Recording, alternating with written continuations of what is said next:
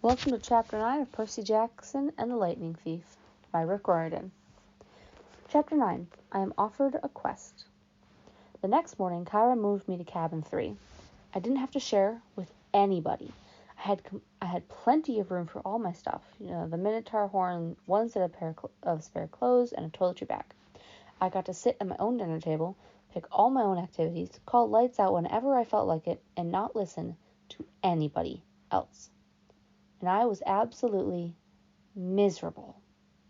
Just when I'd started to feel accepted, to feel that I had a home in cabin 11 and I might be a normal kid, or as normal as you can be when you're a half-blood, I'd been separated out as if I had some rare disease. Nobody mentioned the hellhound, but I got the feeling that they were all talking about it behind my back. The attack had scared everybody. It sent 2 messages. 1, that I was the son of the sea god, and 2, monsters would stop at nothing to kill me. They would even invade the camp that had always been considered safe. The other campers steered clear of me as much as possible. Cabin 11 was too nervous to have sword class with me after what I'd done to the Ares folks in the woods, so my lessons with Luke became one-on-one. He pushed me harder than ever and wasn't afraid to bruise me up in the process. You're going to need all the training you can get, he promised, as we were working with swords and flaming torches. Now, let's try that viper beheading strike again. 50 more repetitions. Annabeth still taught me Greek in the mornings, but she seemed distracted. Every time I said something, she scowled at me as if I just poked her between the eyes. After lessons, she would walk away muttering to herself, "Quest, Poseidon, dirty, rotten, gotta make a plan."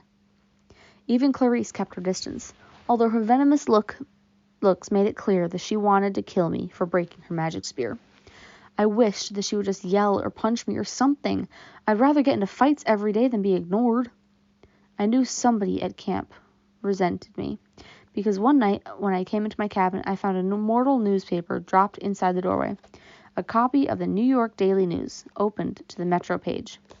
The article took me almost an hour to read, because the angrier I got, the more the words floated around the page. Boy and mother still missing after freak car accident by Eileen Smythe. Sally Jackson and son Percy still missing 1 week after their mysterious disappearance.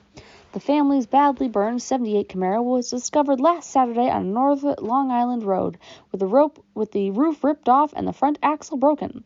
The car had flipped and skidded for several hundred feet before exploding. Mother and son had gone for a weekend vacation to Montauk but left hastily under mysterious circumstances. Small traces of blood were found in the car and near the scene of the wreck, but there were no other signs of the missing Jacksons. Residents in the rural area reported seeing nothing unusual around the time of the accident. Mrs. Jackson's husband, Gabe Uliano, claims that his stepson Percy Jackson is a troubled child who has been kicked out of numerous boarding schools and has expressed violent tendencies in the past. Police would not say whether son Percy is a suspect in his mother's disappearance, but they have not ruled out foul play. Below are recent pictures of Sally Jackson and Percy. Police urge anyone with information to call the following toll-free Crime Stoppers hotline. The phone number was circled in black marker. I wadded up the paper and threw it away, then flopped down on my bunk in the middle of the empty cabin. Oh, lights out, I told myself miserably. That night, I had my worst dream yet. I was running along the beach in a storm. This time, there was a city behind me. Not New York, though. The sprawl was different. The buildings were spread farther apart, palm trees and low hills in the distance. About 100 yards down the surf, 2 men were fighting. They looked like TV wrestlers, muscular with beards and long hair. Both wore flowing Greek tunics, one trimmed in blue and the other in green. They grappled with each other, wrestled, kicked, head-butted, and every time they connected, lightning flashed, the sky grew darker, and the wind rose. I had to stop them. I didn't know why. But the harder I ran, the more the wind blew me back, until I was running in place, my heels digging uselessly in the sand. Over the roar of the storm, I could hear the blue-robed one yelling at the green-robed one, "Give it back! Give it back!" like a kindergartner fighting over a toy. The waves got bigger, crashing into the beach, spraying me with salt. I yelled, "Stop it! Stop fighting!" The ground shook. Laughter came from somewhere under the earth. and a voice so deep and evil it turned my blood to ice. "Come down, little hero," the voice crooned. "Come down." The sand split beneath me, opening up a crevice straight down to the center of the earth. My feet slipped and darkness swallowed me. I woke up, sure that I was falling. I was still in bed in cabin 3. My body told me it was morning, but it was dark outside. Thunder rolled across the hills. A storm was brewing. I hadn't dreamed that. I heard a clopping sound at the door, a hoof knocking on the threshold. Come in?" Grover trotted inside looking worried. "Mr. D wants to see you." "Why?" "He wants to kill, I'd better let him tell you." Nervously, I got dressed and followed, sure that I was in huge trouble. For days, I'd been half expecting a summons to the big house. Now that I was declared a son of Poseidon, one of the big 3 gods who weren't supposed to have kids, I figured it was a crime for me just to be alive. The other gods had probably been debating the best way to punish me for existing, and now Mr. D was ready to deliver their verdict. Over Long Island Sound, the sky looked like ink soup coming to a boil. A hazy curtain of rain was coming in our direction. I asked Grover if we needed an umbrella. "No," he said. "It never rains here unless we want it to." I pointed at the storm. "What the heck is that, then?" He glanced uneasily at the sky. "It'll pass around us. Bad weather always does." I realized he was right. In the week I'd been there, it had never been overcast. The few rain clouds I had seen skirted around the edges of the valley. But this one was huge. At the volleyball pit, the kids from the Apollo's cabin were playing a morning game against the satyrs. Dionysus' twins were walking around in the strawberry fields, making the plants grow. Everyone was going about their normal business, but they looked tense. They kept their eyes on the storm. Grover and I walked up to the front porch of the big house. Dionysus sat at the pinochle table in his tiger-striped Hawaiian shirt with his Diet Coke, just as he had been on my first day. Chiron sat across the table with his fake wheelchair. They were playing against invisible opponents, 2 sets of cards hovering in the air. "Well, well," Mr. D said without looking up. "Our little celebrity." I waited. "Come closer," Mr. D said. "And don't expect me to kowtow to you, mortal, just because old Barnacle Beard is your father." A net of lightning flashed across the clouds.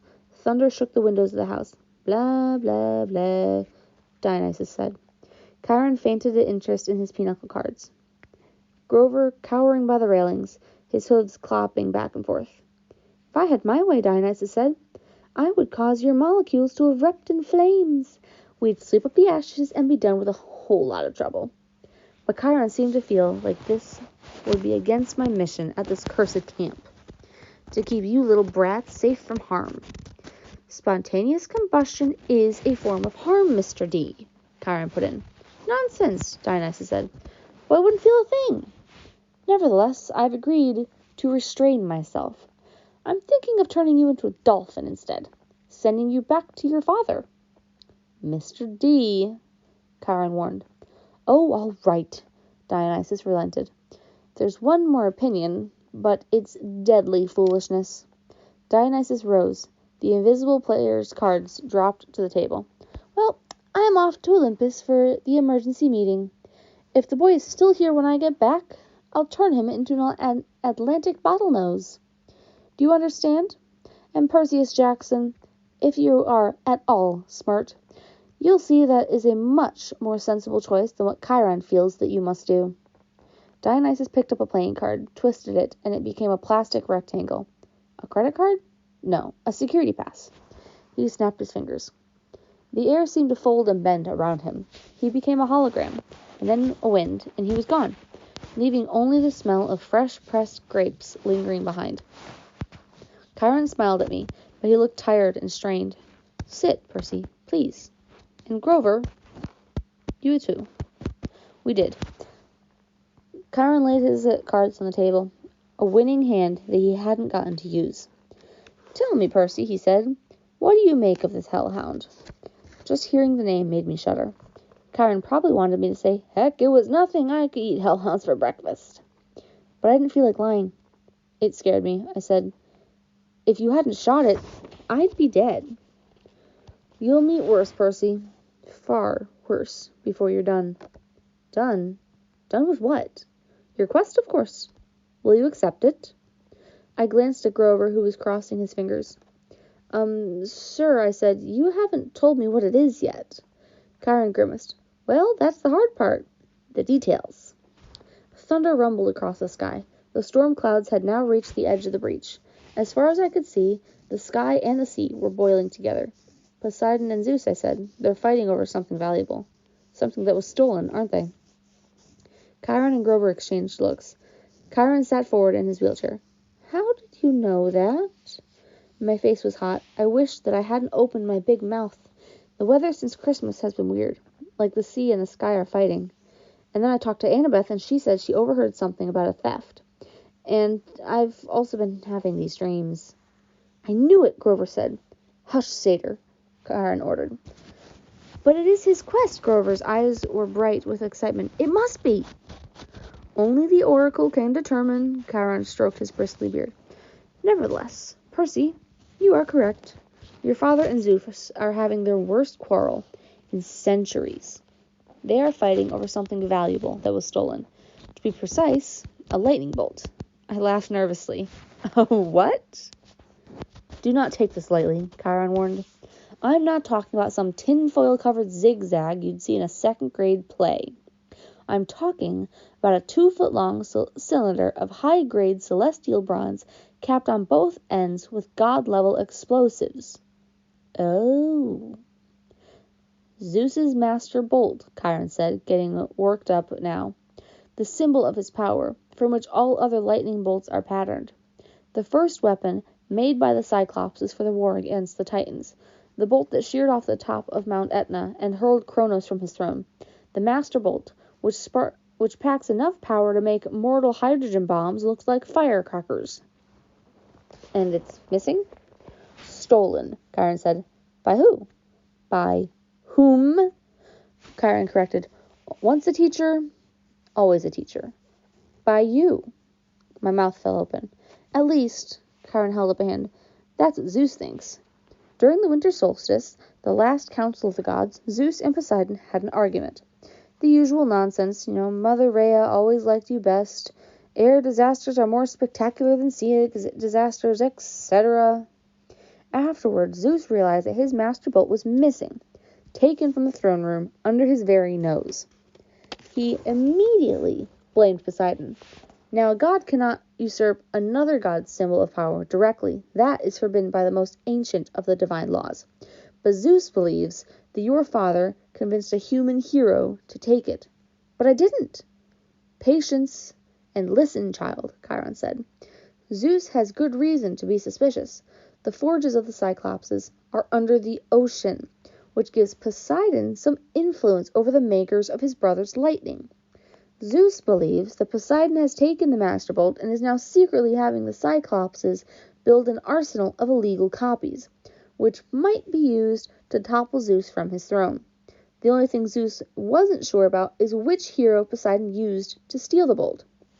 Now Poseidon has openly claimed you as his son. You were in New York over the winter holidays. You could have easily snuck into Olympus. Zeus believes that he has found his thief. But I've never been to Olympus. Zeus is crazy. Chiron and Grover glanced nervously at the sky. The clouds didn't seem to be parting around us as Grover had promised. They were rolling straight over our valley, sealing us in like a coffin lid. Percy, Grover said, we don't use the C word to describe the Lord of the Sky. Perhaps paranoid? Chiron suggested.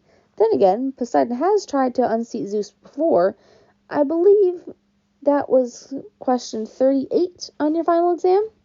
He looked at me as if he actually expected me to remember question number 38. How could anyone accuse me of stealing a god's weapon? I couldn't even steal a slice of pizza from Gabe's poker party without getting busted. Chiron was waiting for an answer. Something about a golden net, I guessed. Poseidon and Hera and a few other gods, they trapped Zeus and wouldn't let him out until he promised to be a better ruler, right? Correct, Chiron said. And Zeus has never trusted Poseidon since. Of course, Poseidon denies stealing the Master Bolt. He took great offense at the accusation. The two have been arguing back and forth for months, threatening war. And now you've come along. The the proverbial